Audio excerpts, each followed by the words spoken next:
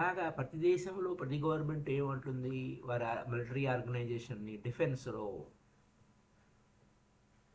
అని డిఫెన్స్ చేసుకుంటున్నాము, మమ్మల్ని మేము సంరక్షించుకోవడం కోసం అని. ఇంతకీ దాడి చేసేవాళ్ళు ఎవరు ఉండరు, అందరూ డిఫెన్సే. ఎవరు వచ్చి దాడి చేస్తారు? ఓడిపోయినోడు దాడి చేస్తాడు, గెలిచినోడు మేము మమ్మల్ని మేము రక్షించుకున్నాము అని అంటాడు. ఆ ఓడిపోయినోడు ఎవరో హిస్టరీ రాయడా. ఓడిపోయినోడు నేరస్తుడు, గెలిచినోడు గొప్ప. ఈ హిస్టరీలో అలాగే జరుగుతుంది. హిస్టరీలో హిట్లర్ గెలిచుంటే హిస్టరీ మారిపోయేది. ఆయన ఏం చెప్పుకున్నాడు, నేనే ఈ ఈ ప్రపంచానికి రక్షకుడిని అని అన్నాడు. అప్పుడు ఆయన రాసుకునేవాడు, ఈ ప్రపంచాన్ని రక్షకుడిని నేను, అంచేత నేను ఎవరి మీద దాడి చేయలేదు అని అంటే. కానీ ఇక్కడ జరిగింది ఏంటి? ఈ చర్చిలు, రూజ్వెల్ట్ అనే వాళ్ళ యొక్క అందరు గ్రూప్ అయిపోయారు. వాళ్ళంతా వాళ్ళు దాడి చేశారనేవాడు. కాబట్టి వారిని నాశనం చేయడం కరెక్టు అని అనేవాడు హిట్లర్. కానీ హిట్లర్ ఓడిపోయాడు కదా. హిట్లర్ దాడి చేశాడు. చర్చిలో రూజ్వెల్ట్, స్టాలిన్ వీళ్ళంతా మేము మానవాళిని ఈ యుద్ధం నుంచి సంరక్షించామని వారు రాసుకున్నారు చరిత్రలో. ఇలానే ఉంటుంది. ఎవరెవరు తక్కువ కాదు, ఎక్కువ కాదు, అందరూ ఇంతే. ఒక ఆధ్యాత్మికమైన మనసుకు తెలుసు ఈ విషయం. అందరూ ఒకటే, ఎవరు ఎక్కువ కాదు, తక్కువ కాదు. మనం ఎవరికి వారు గొప్ప, అందరూ ఎవరికి వాడే గొప్ప. ఎవరికి వారే గొప్ప.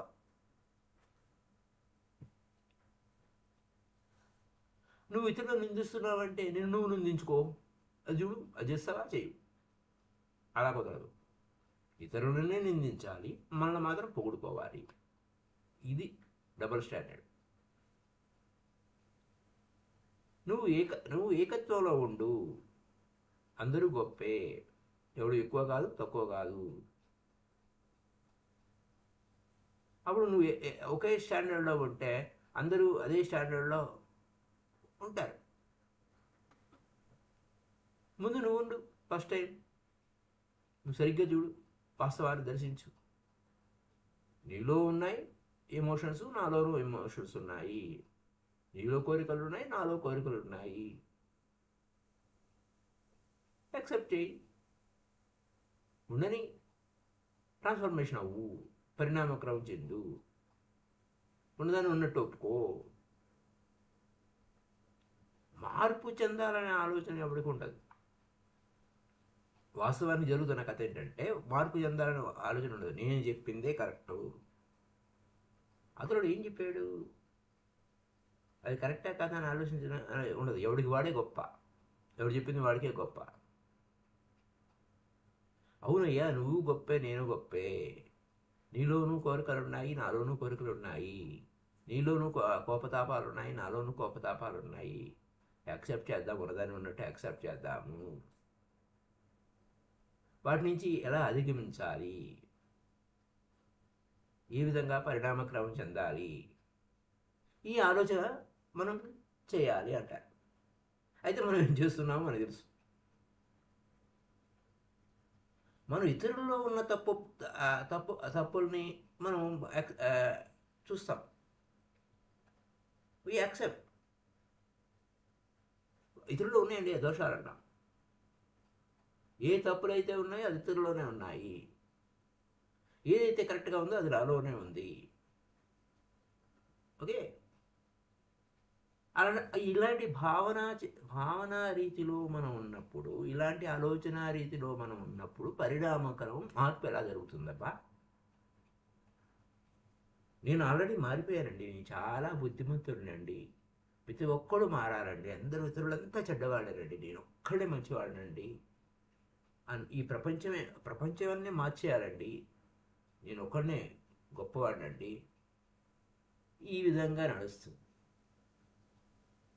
ఈ యొక్క ఉద్యమకారులు కావచ్చు, నాయకులు కావచ్చు, లేకపోతే సోకాల్డ్ మేమే ప్రవక్తలమని చెప్పుకునేవాళ్ళు కావచ్చు, వాళ్ళు చేసే పనులన్నీ ఇవి. వాళ్ళు ఈ ప్రపంచాన్ని మార్చడానికి వచ్చాము, ఈ ప్రపంచంలో కొత్త విప్లవాన్ని సృష్టించడం కోసం, విప్లవాత్మకమైన మార్పులు తీసుకురావడం కోసం మేము ఈ ఉద్యమాలు చేస్తున్నాము అని. మనం ఇవెన్నో చూసాం. ఏమైనా మారిందా మానవాళి? ఆ కొట్టుకోవడం, చంపుకోవడం ఏమైనా మారిపోయిందా? ఏమైనా శాంతి దూతలుగా ఉన్నారా? ఎక్కడో చోట ఇదే నడుస్తుంది. ఈ భూమి మీద ఈ మనిషి ఈ విధానం ఇలానే ఉంది. ఎక్కడ ఒప్పుకోవటం లేదు. నీకు ఉన్నాయి, నాకు ఉన్నాయి, తప్పులు నీలో ఉంటాయి, నాలో ఉంటాయి. మరి యోగి ఏమని చెప్పాడు? తప్పులేంచి వారు తండోపదండములు విజనులకల్లా రెండు తప్పులేంచి వారు తప్పులు ఎరగరాయ అశ్వథాభిరాములు 20 అని చెప్పాడు. మనిషి ఇలానే ఉన్నాడు ఈ భూమి మీద. మరి కష్టం ఇలానే ఉంది. తప్పులు తాము తెలుసుకోవటం లేదు. తప్పులు ఎంచుతూనే ఉన్నాము. ఊరికే ముఖాలు మారుస్తున్నాము, స్టిక్కర్లు మారుస్తున్నాము, పైన లేబుల్స్ మారుస్తున్నాము. కానీ దుఃఖం అలానే కంటిన్యూ అవుతుంది. మరి ఎక్కడ ప్రపంచాన్ని మార్చేదానికి ఏం లేదు. అక్కడ ఆడ పేరు తీసి నీ పేరు పెట్టుకున్నావు, ఆ మతం తీసి ఈ మతం పెట్టుకున్నావు, ఆ బొమ్మ తీసి ఈ బొమ్మ పెట్టుకున్నావు. ఏం మార్పులు ఏం లేదు. ఆ ఏడిపే. ప్రపంచంలో ఏ తప్పు లేదయ్యా, నీలోనే తప్పు ఉంది. ముందు నువ్వు ఎలా మార్చుకోవాలో చూసుకో. క్వశ్చన్ ఏం చేసుకోవాలి? నీకు నువ్వేం ప్రశ్నించుకోవాలి? నేను ఎలా మారాలి అని. అంతేగాని ప్రపంచాన్ని మార్చాలి, ఇతరులు మార్చాలి ఇది కాదు. ఆధ్యాత్మిక చింతన ఏంటంటే how to transfer my self, how to change my self. నేను ఏ విధంగా మారాలి, ఏ విధంగా నన్ను నేను ఉద్ధరించుకోవాలి అన్న ఆలోచన, అది ఆధ్యాత్మిక చింతన.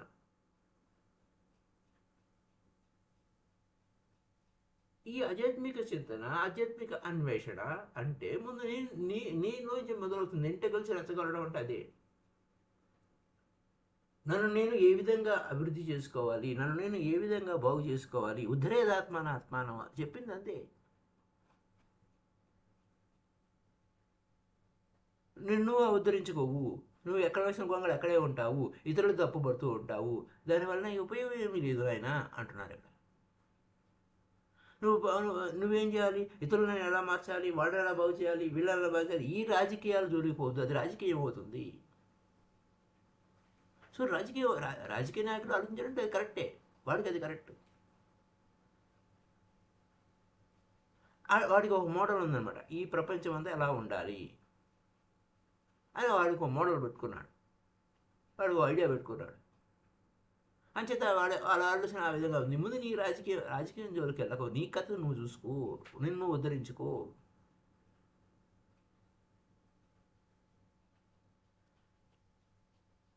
అయితే ఈ యొక్క ఆధ్యాత్మిక వ్యక్తి ఏం చేస్తాడు? తనలో అందరినీ చూసుకుంటాడు. అయితే ఇతరుల్లో ఏదైనా దోషం కనపడింది, అమ్మా ఇతరుల్లో దోషం కనపడింది అంటే నాలో ఏదో ఎక్కడో మూల దోషం ఉంది. లేకపోతే ఇతరుల్లో నాకు దోషం ఎలా కనపడుతుంది?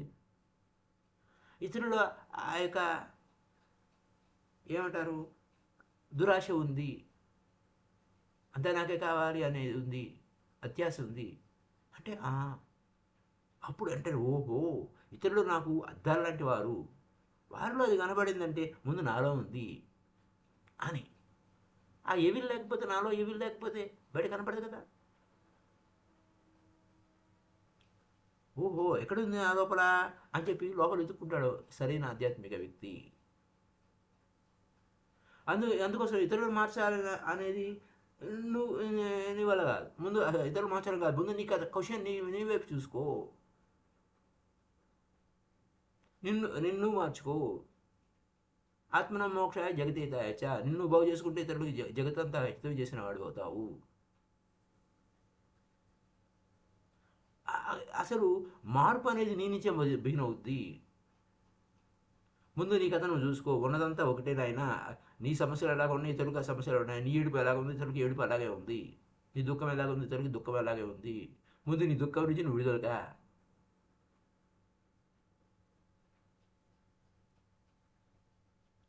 ఎప్పుడైతే ఈ విధంగా సింగిల్ స్టాండర్డ్లో నువ్వు ఉన్నావో అప్పుడు మార్పు అనేది సహజంగా జరుగుతుంది. బిగిన్ అయింది, ఆల్రెడీ చేంజింగ్. అంచేత ఇతరుల్ని దూషించవద్దు, అలాగే నిన్ను నువ్వు తిట్టుకోవద్దు.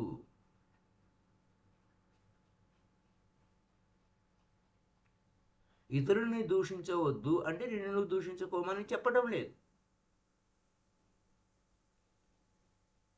Just don't condemn others. ఇతరులను కండెమ్ చేయొద్దు, ఇతరులను దూషించవద్దు. ఇతరులను దూషించకపోతే నువ్వు అప్పుడు ఇతరులను ఎవరిని దూషించకుండా ఉంటే నీలో అపారమైన కరుణ ఉంటుంది వారి పట్ల. ఎందుకంటే నీలాంటి సమస్యలే వాడికి ఉన్నాయి, నీలాంటి ఎమోషన్స్ వాడికి ఉన్నాయి, ఇతరులకు ఉంటాయి. నీ ఏడుపులాగా ఇతరులకి ఏడుపు అనేది సహజము. ఈ యొక్క వ్యవహారం ఇలా ఉండాలన్నమాట. ఇతరులను నిందించకపోతే ఈ సత్యం నీకు తెలుస్తుంది. ఎవరైనా పాపం చేశారా, కంటికి కన్నుక ఈ sin in the eyes of the society. పాపం అంటే అక్కడ ఈ సొసైటీ చెప్తుంది అది తప్పు, ఇది ఒప్పడు. ఇంకా నిందించడం మొదలవుతుంది, ఈడు పాపి అని.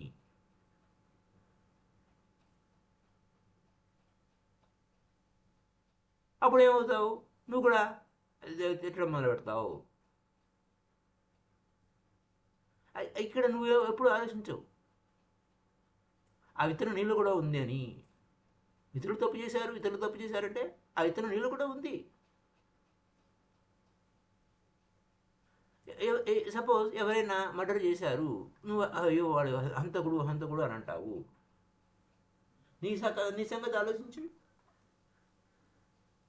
నేను ఎప్పుడు ఆలోచించలేదా తను చంపాలని, లేకపోతే ఇతరులు వాడు చంపేయాలి అన్నంత కోపం నీకు రాలేదా? ఆ సామర్థ్యపు విత్తనం నీలో లేదా?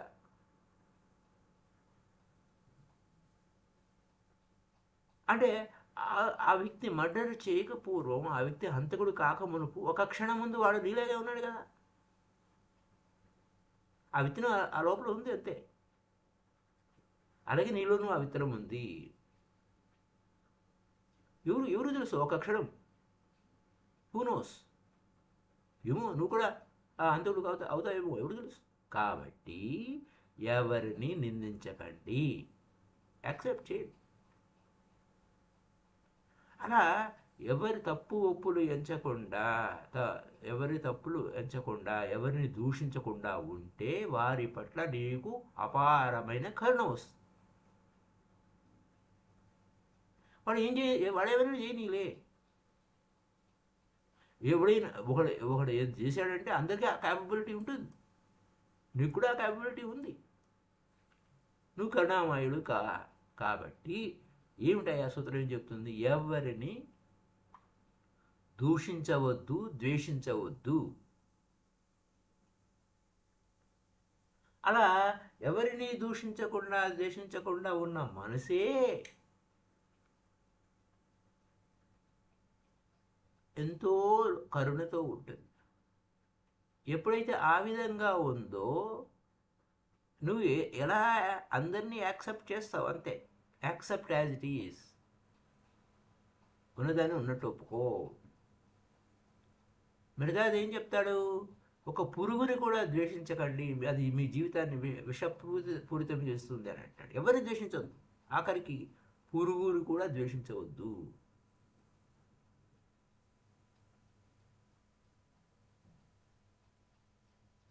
అంటే ఈ మానవాళి, నేను ఎలా ఉన్నానో మానవాళి అలానే ఉంది. నేను స్పెషల్ ఏం కాదు, నేను ఎలా ఉన్నానో ఇతరులు అలానే ఉన్నారు. ఎందుకంటే ఈ ప్రపంచం అంతా అద్దము, అద్దంలో ప్రతిబింబం చూసుకుంటున్నాను నేను.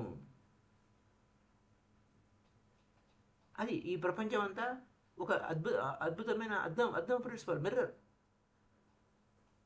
అందరిలో ప్రతిముఖం కనబడుతుంది, ప్రతిబింబిస్తుంది. అప్పుడు ఏమవుతుంది, అందరూ ఒక మిర్రర్ అయినప్పుడు ఎవ్రీథింగ్ ఈజ్ ఎ మిర్రర్, ఎవరి face becomes a mirror for you. వాడి ముఖం చూస్తున్నాను అని అంటే నా ముఖం నేను చూసుకుంటున్నాను. కాబట్టి ప్రతి ఒక్కళ్ళను నిన్ను చూసుకోవచ్చు, దర్శించుకోవచ్చు. నువ్వు నిందిస్తున్నావు అంటే వాడి కాదు నిందించేది, నిన్ను నిందించుకుంటున్నావు అంతే. అది యాక్సెప్ట్ చేయండి. ఆయన అన్ని తప్పులు ఉప్పులు మంచి చెడు అన్నీ కూడా ఇతరులు ఎలా ఉన్నాయి, నీలో ఉన్నాయి, నాలో ఉన్నాయి. యాక్సెప్ట్ చెయ్యి. ఆ తర్వాత వాటి నుంచి అధిగమించు. ఉంటే ఉండని ట్రాన్స్ఫర్మేషన్ చేసుకో. నువ్వు యాక్సెప్ట్ చేస్తేనే నీలో ట్రాన్స్ఫర్మేషన్ జరుగుతుంది. ఉన్నదాన్ని ఉన్నట్టు ఒప్పుకుంటేనే నీలో పరిణామక్రమం జరుగుతుంది. ఎందుకంటే మనకి ఇది నచ్చదు. ఎందుకని మనం రిజెక్ట్ చేస్తూ ఉంటాం. ఎప్పుడైతే మనం రిజెక్ట్ చేస్తుంటామో, యాక్సెప్ట్ ఉన్నదాన్ని ఉన్నట్టు ఒప్పుకోమో, మనలో పరిణామక్రమం ఎన్నిటికీ సంభవించదు. నాలో దురాశ ఉంది కానీ నువ్వు ఒప్పుకోవు. నేను దురాశాపరుడిని, నేను అత్యాశాపరుడిని ఎవరు అనుకోవడానికి వీల్లేదు. నాలో సెక్సువల్గా ఉంది, నేను ఎందుకు సెక్సువల్గా ఉంటాను అని రిజెక్ట్ చేస్తాము. నేను సెక్సువల్గా ఉన్నాను, లేకపోతే నాకు ఇది ఉంది, లేకపోతే నేను కోపంగా ఉన్నాను, నో నో నో, అదంతా తప్పు, ఒప్పుకోము. పైకి ముసుగులు వేసుకుంటాము, నకిలీ ముసుగులు వేసుకుంటాము, మనం సమర్థించుకుంటాము. ఈ విధంగా ఉంటే ట్రాన్స్ఫర్మేషన్ ఎలా జరుగుతుంది? నాకు ఎప్పుడు కోపం రాలేదండి అని అంటాము. నువ్వు ఉన్నదాన్ని ఉన్నట్టు ఒప్పుకోకుండా రిజెక్ట్ చేస్తే నీలో కొంచెం కూడా మార్పు సంభవించదు. దాన్ని నువ్వు అణిచిపెడుతున్నావు అంతే. నీ లోపల ఉన్నవన్నీ అందరిలో ఉంటాయి. దోషాలు, ద్వేషము, దోషము అన్నీ ఉంటాయి, అందరిలోనూ ఉంటాయి. యాక్సెప్ట్ చెయ్యి. కానీ నువ్వు యాక్సెప్ట్ చేయకుండా నేను మాత్రమే మంచివాడిని, ఇతరులు చెడ్డవాడు అని అంటే నీలో పరిణామక్రమం సంభవించదు. అలాగే నువ్వు నిందించుకోవద్దు, ఇతరులను నిందించవద్దు. ఉన్నదాన్ని ఉన్నట్టు ఒప్పుకో. అది అప్పుడే అవుతుంది. అక్కడ నువ్వు సప్రెస్ చేస్తే అవి పవర్ఫుల్ అవుతాయి, నీ మూలాల్లోకి చేరిపోతాయి, అన్కాన్షియస్లోకి వెళ్ళిపోతాయి, డీప్ డౌన్ లోపలికి వెళ్ళిపోతాయి. అక్కడి నుంచి నీ మీద పెత్తనం చేయడం మొదలెడతాయి. ఆ చీకట్లో ఉంటాయి, చీకట్లో పొంచి ఉంటుంది ఆ ప్రమాదం. అవి చాలా పవర్ఫుల్గా ఉంటాయి. నువ్వు ఉన్నదాని వాళ్ళు ఒప్పుకోవటం లేదు. నువ్వు అవి చీకట్లో ఉన్నాయి, నువ్వు చీకట్లో దాచిపెట్టావు. లోపల ఉన్నది, నీ లోపల ఉన్నదే నీ మీద దాడి చేస్తుందన్న సంగతి నీకు తెలీదు. ఉన్నదాన్ని ఉన్నట్టు యాక్సెప్ట్ చేస్తే ఏ ఘోర ఉండదు. దేన్ని అణిచిపెట్టాల్సిన విషయం కాదు. ఇది ఈ పాయింట్, ఇది వెరీ వెరీ ఇంపార్టెంట్. అంటే ఇలా అన్ని రకాల ఎమోషన్స్, ఇది సోకాల్డ్ మనం పాత ఓల్డ్ సైన్స్లో, స్పిరిచువల్ సైన్స్లో చెప్పుకున్నట్టు కామ, క్రోధ, లోభ, మద, మోహ, మాత్సర్యాలు, K² LW అందరికీ కామన్. నిందించాల్సిన అవసరం లేదు, న్యాచురల్. అలాగే అణిచిపెట్టాల్సిన అవసరం లేదు.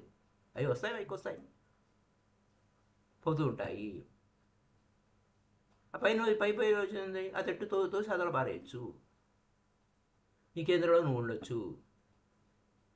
నువ్వు అంతే అణిచిపెడితే నీకు ఎక్కడికో లోపలికి వెళ్తాయి. From the deep centre they cannot be throne. లోపలికి వెళ్తే కుదరదు. పైన ఉన్నాయి, యాక్సెప్ట్ చెయ్యి. ఆ పైన ఉంటే నీకు అవేర్నెస్ వస్తుంది. లోపల ఎక్కడ అణిచిపెడితే ఆ చీకట్లో ఎక్కడ ఉండి నీ మీద ఎప్పుడో ఒకసారి బలంగా దాడి చేస్తాయి. నీ కంట్రోల్, అది దాని కంట్రోల్లోకి నువ్వు వెళ్ళిపోతావు. నీకు తెలియని కూడా తెలియదు. రోగం ఉందనే సంగతి నువ్వు తెలుసుకోవాలి. రోగం ఉందంటేనే జబ్బు, రోగాన్ని రోగరహితుడిగా చేసుకోగలుగుతావు, ఆరోగ్యవంతుడిగా చేసుకోగలుగుతావు. నీ రోగమే నీకు తెలియకపోతే నువ్వు ఎలా బాగు చేసుకుంటావు?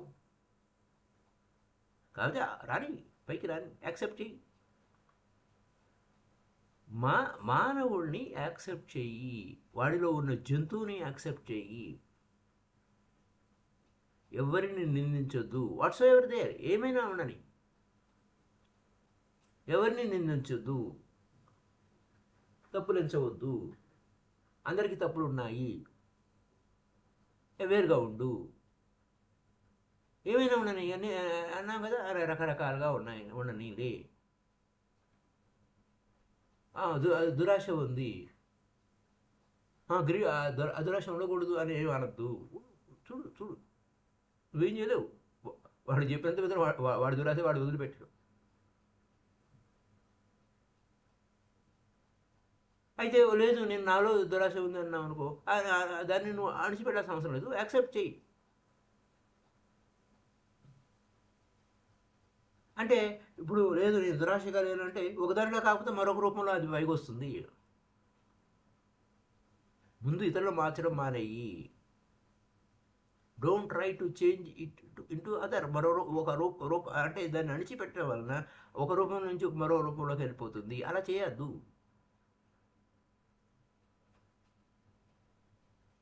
నువ్వు లేదా ఆ దురాశను వదిలిపెట్టాలి. ఉదాహరణకి దురాశను వదిలిపెట్టాలంటే నువ్వేం చేస్తావు? ఆ గ్రీడీ మైండ్ ఏం చేస్తుంది? మరొక రూపంలో దాన్ని మార్చుకుంటుంది. మరొక రూపంలో ఇది ఒక విచిత్రమైన పాయింట్. ఇదేంటంటే నువ్వు ఇప్పుడు దురాశతో బాగా డబ్బు సంపాదించావు. ఆ డబ్బు అంతా వదిలిపెట్టేసావు అనుకో, నీకు దేవుని రాజ్యంలో చోటు ఉంది అని అంటే ఏమైంది? ఎక్స్చేంజ్. ఇక్కడ వదిలిపెట్టేశాము, దేనికోసం వదిలిపెట్టాము? ఇంతకంటే గొప్పదో ఉంటుంది నాయన, ఆ దేవుని రాజ్యం ఉంది అని. అంచేత అప్పుడు నువ్వు సన్యాసం తీసుకుంటావు, అన్నీ వదిలేస్తావు. అప్పుడు నీ యొక్క దురాశ ఏ విధంగా మారింది? ఇక్కడ ఉన్న వాటన్నిటిని అత్యాశతో దురాశతో నువ్వు ఏదో అన్ని గొప్ప గొప్ప సంపదలు కూడా పెట్టావు అనుకుందాం ఊరికే. ఇవన్నీ వదిలిపెట్టేస్తే నీకు ఇంతకంటే గొప్ప సంపద పరలోక రాజ్యం ఉంది, ఆ దేవుని రాజ్యం ఉంది. అప్పుడు నువ్వు సన్యాసం ఇస్తావు. అప్పుడు ఆ దురాశ ఇంకా గొప్ప దురాశగా మారిపోయింది. దానికి బేరసారాలు ఆడతావు.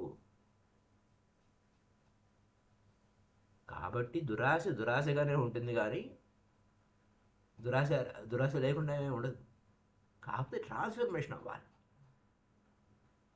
Greed is to be transcended. దాన్ని అధిగమించాలి నువ్వు. ట్రాన్స్ఫర్మేషన్ అంటే అధిగమించాలి, అంతేగాని అణిచిపెట్టడము లేకపోతే దాచిపెట్టడం కాదు.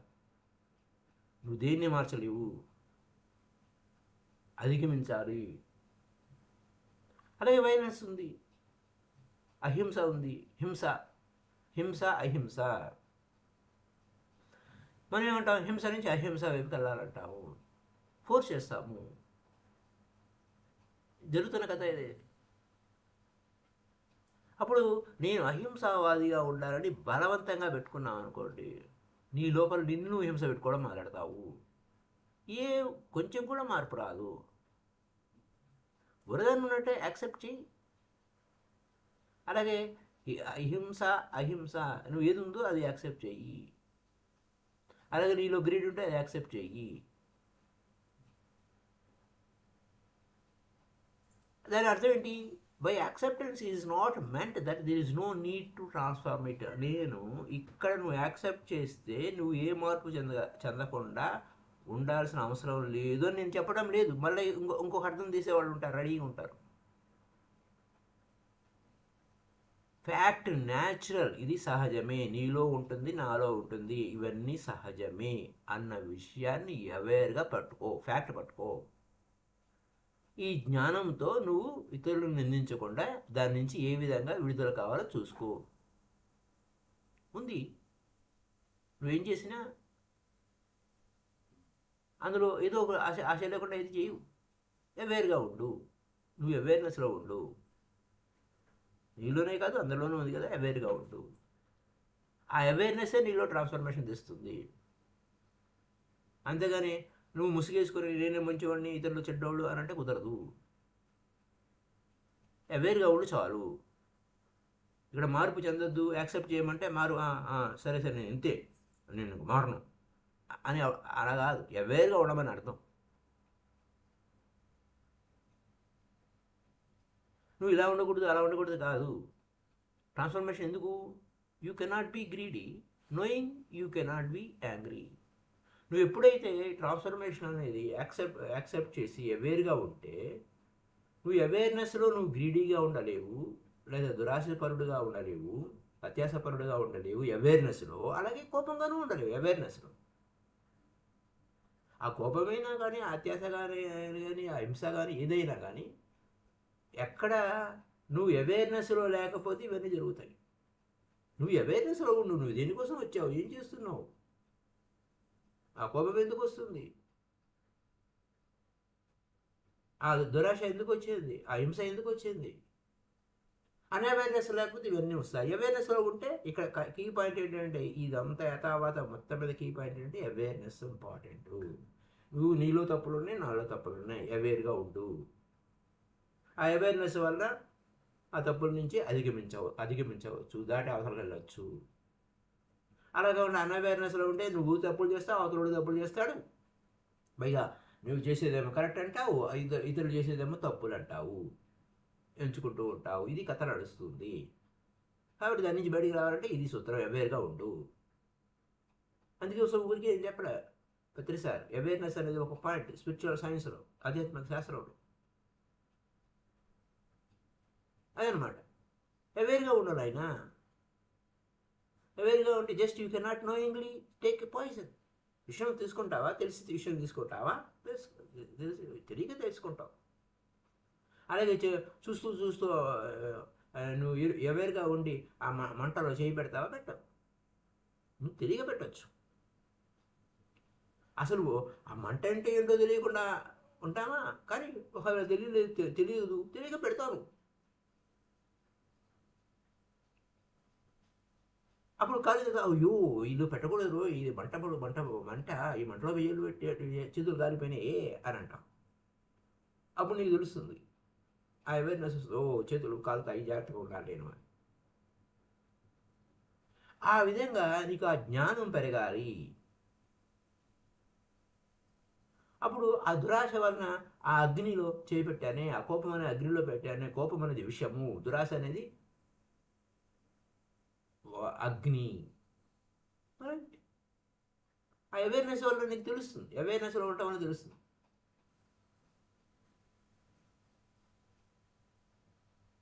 అయితే the more your knowingness gross, the more greed becomes a fire. నీకు విషయం తెలిసిందంటే విషయం, ఓ ఇదంతా అవేర్గా ఉండాలి. అణిచిపెట్టడం వల్ల కాదు, అవేర్గా ఉండాలి. అయితే నువ్వు అణిచిపెట్టకుండా వితౌట్ ఎనీ సప్రెషన్ అవి ఎప్పుడైతే నువ్వు అవేర్గా ఉంటావో మళ్ళీ అవి అసాధ్యము. ఆ కోపం రాదు, అదురాశ రాదు. అయితే అక్కడ and when greed disappears without any ideal of non greed. ఎప్పుడు నేను కోపంగా ఉండకూడదు, లేదా నేను దురాశగా ఉండకూడదు అనేటువంటి ఆదర్శవంతంగా అది భయం అవ్వాల. నీ అవేర్నెస్ వల్ల మాయమే. నీ అవేర్నెస్ వలన ఆ హింస మాయమేది. నేను అహింసావాదిగా ఉండాలి అని, నాకు గొప్ప పేరు ప్రఖ్యాతలు రావాలి అనేటువంటి ఒక ఆదర్శం పెట్టుకొని చేసేది కాదు. అక్కడ తనదైన సొగసు అది. నీ అవేర్నెస్ వలన ఆ హింస మాయమైపోతుంది. అది సకల ప్రాణికోటి, ఆ ప్రాణికోటికి అలాగే ఉన్నాయి. అది నాలాంటి ప్రాణమే అన్న అవేర్నెస్ వలన ఆ జంతువుని చంపవు. అంతే, అవేర్నెస్ లేక అన్కాన్షియస్గా ఉండడం వల్ల ఇవన్నీ జరుగుతున్నాయి. అది అక్కడ ఎప్పుడైతే లేకపోతే ఏమవుతుంది, అహింసావాదిని అని చెప్పి హింస లోపల మాత్రమే బాగా డీప్గా వెళ్ళిపోతుంది. దాపెట్టుకుంటావు ఆ హింసని. మేము అహింసావాదులము అని చెప్పి వైలెన్స్ చేసేస్తే అది లోపల ఉన్న వైలెన్స్ బయటకు వస్తుంది. ఇలా ఈ విధంగా అవేర్నెస్ వల్లనే అవేర్నెస్ వల్లనే ట్రాన్స్ఫర్మేషన్ జరుగుతుంది ప్రతి ఒక్కరిలోనూ. నీలో, నాలో, నీలోనూ తప్పులు ఉన్నాయి, నాలోనూ తప్పులు ఉన్నాయి. ఎవరి తప్పులు వారు తెలుసుకొని అవేర్గా ఉంటే వాటిని అధిగమిస్తారు. ఇది కథ. ఈ సూత్రం ఏం చెప్తుంది? నువ్వు ఉన్నదాన్ని ఉన్నట్టు ఒప్పుకుంటే ఆ తర్వాత అవేర్నెస్ వలన నీలో ట్రాన్స్ఫర్మేషన్ సాధ్యమవుతుంది.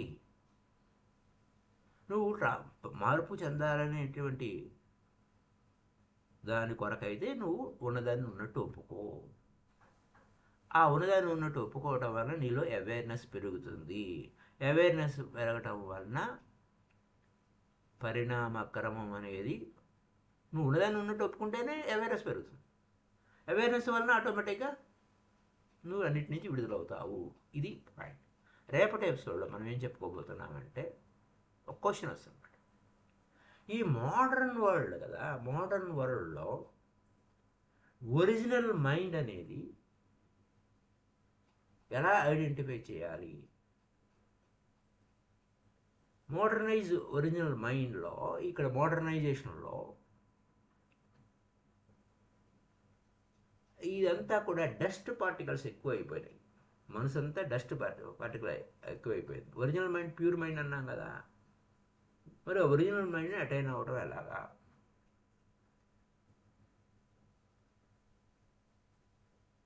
అది ఆ గతం తాలూకా అనుభవాలు, ఆ జ్ఞానం అన్నీ ఉంటాయి. మరి అదంతా ఒక డస్ట్ అనుకుంటే ఈ ఒరిజినల్ మైండ్, ప్యూర్ మైండ్ని పొందడం ఎలా అనేదానికి సాధ్యమా అసాధ్యమా అనే పాయింట్ మీద క్వశ్చన్. ఆ క్వశ్చన్కి సమాధానం రేపటి ఎపిసోడ్లో తెలుసుకుందాం. So thank you very much. Happy day to you all.